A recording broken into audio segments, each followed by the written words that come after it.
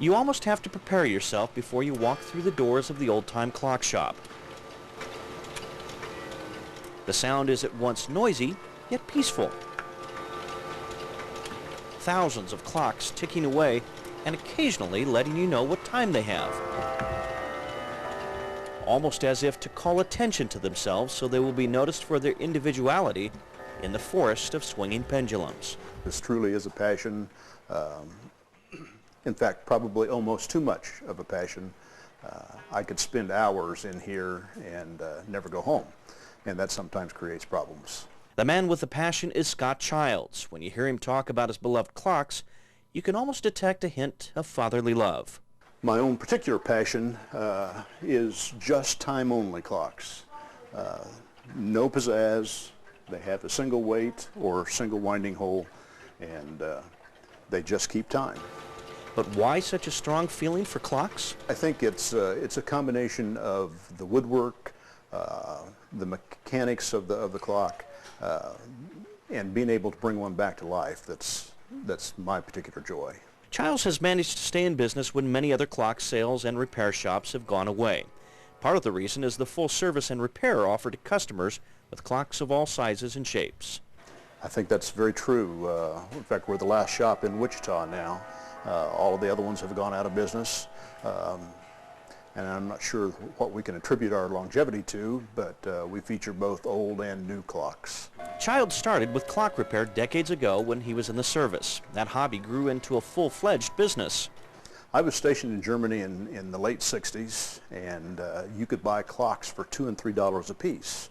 But if you take them to a German clockmaker, he'd charge $25 or $30 to repair them, and on a $100 a month salary, that was a fairly significant amount, so I decided I ought to be able to do this.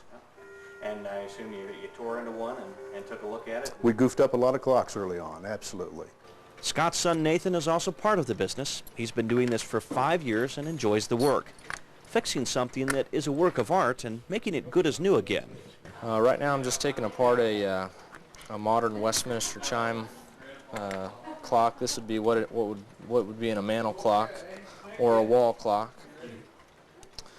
and we're just taking it apart so we can get it put in the cleaner, get all the old oil and grease out of it, and repair any parts that need to be repaired, and get it put back together, get it running again. Clock repair is a dying art. In an age of disposable everything, we now see disposable clocks.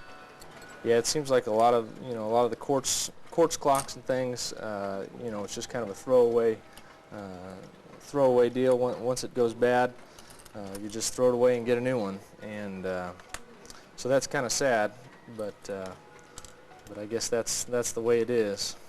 There are all types of clocks in Child's shop, from the very new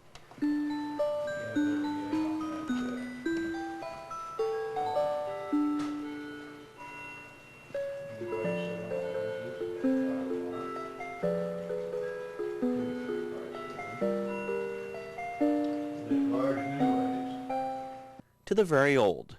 This is a one-year differential clock made about 1910. It winds once a year, and it was typically for a factory setting.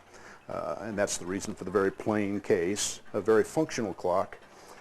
And they made them in several different styles. This one happens to have a long drop with the exposed pendulum, and down at the bottom there's a little place to add either BBs or something for precise timekeeping. Another one of my favorites is the three-weight Vienna regulator. This is called the Grand Sonnerie, or blind man's clock, and it's because it strikes every 15 minutes, and it'll tell you the exact time by the number of quarters or the number of hours, and you don't even have to look at the clock. So that's kind of a neat clock. Business for Childs isn't always easy, but he credits customer service and the ability to provide something that few others can for his success. And what about that sound again? I come in and I get embroiled in the work, but there are very few people that are ambivalent about the noise. They either love it or they hate it. It's driving them nuts.